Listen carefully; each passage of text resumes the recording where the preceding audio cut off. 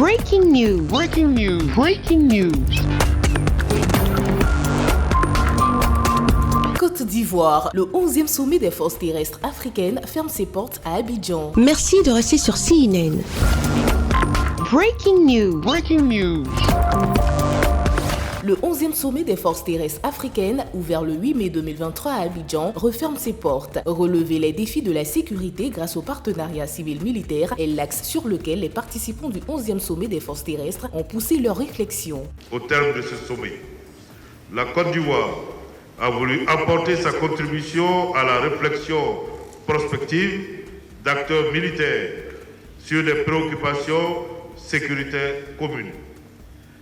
Les travaux sont achevés et les recommandations sont optimistes. Et notre objectif, bien plus mesurable immédiatement, a été atteint.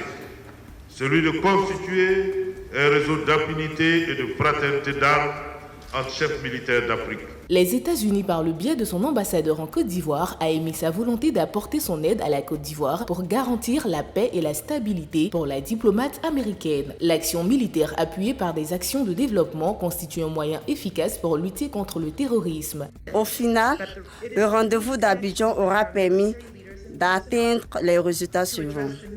Créer un cadre d'échange et d'expérience. Mettre en place un réseau d'échange entre acteurs. Renforcer la fraternité d'armes entre les nations participantes.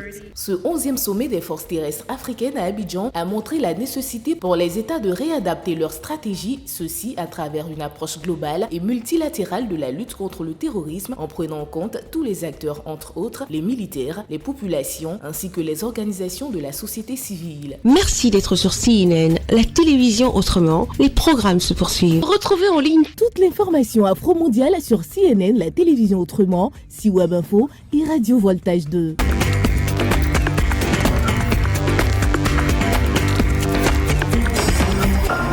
Breaking news. Breaking news. sur CNN.